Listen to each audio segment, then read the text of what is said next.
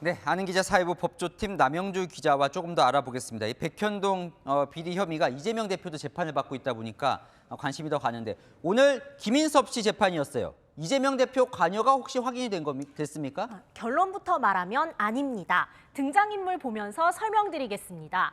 정바울 아시아 디벨로퍼 회장이 백현동 식품연구원 부지에서 개발 사업을 하려고 했죠. 그래서 로비스트인 김인섭에게 청탁을 했고 김인섭은 10년 넘게 이재명 시장의 선거를 도우며 최측근이 된 정진상 전 성남시 정책비서관을 통해 각종 인허가 과정에서 특혜를 부탁했다는 겁니다.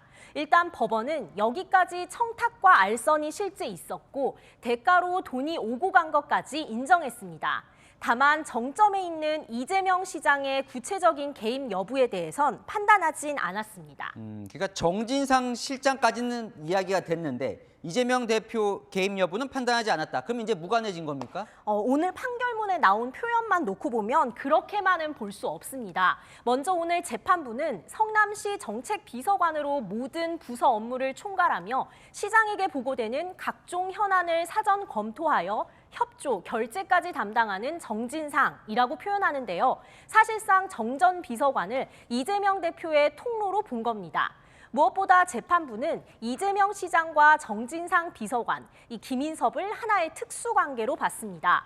성남시 도시개발팀장은 정진상이 김인섭을 잘 챙겨주라고 했고 김인섭 역시 2층에서 잘 해보라고 했다는 말을 전했다고 진술했습니다.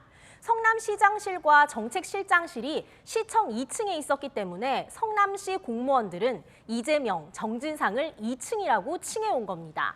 재판부 역시 성남시 소속 공무원들도 김인섭과 이재명, 정진상의 이런 특수관계에 대해 잘 알고 있었다고 적시했습니다. 네, 그래서 오늘 재판이 이재명 대표 재판에 어떤 영향을 주는지가 궁금한데 배임 혐의잖아요. 이 대표 혐의가 어떤 영향을 주는 거예요? 네, 오늘 재판이 실제 청탁과 알선이 있었느냐만 판단했다면 앞으로 있을 이재명 대표의 재판에서는 이 로비가 실제로 통했고 이것이 성남시 손해로 이어져 배임이 성립하느냐가 쟁점이 될 전망입니다.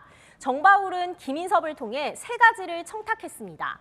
먼저 연구개발단지인 백현동을 준주거지로 이 용도를 바꾸는 것이었고 또 다음은 그 주거 용지 비율을 늘려주는 것. 마지막은 성남도시개발공사를 배제하고 사업을 다 먹는 것입니다. 오늘 재판 결과만 보면 이 김인섭의 로비는 모두 통한 걸로 보입니다. 배임 혐의를 방어해야 하는 이재명 대표의 입장에선 이 모든 사실을 알고 결재했는지를 검찰과 다투게 될 것으로 보입니다. 오늘 나온 재판 결과 이재명 대표 측 반응이 나왔습니까? 네, 이재명 대표 측 돈을 주고받은 증거가 없다며 연관성을 부인했습니다. 대가로 자신은 받은 게 없다며 선긋기를 한 겁니다. 그러면서 돈 받은 물증이 있으면 그 영장 심사 때 구속됐을 것이라고 무죄를 주장하고 있습니다. 네, 잘 들었습니다. 아는 기자 남영주 기자였습니다.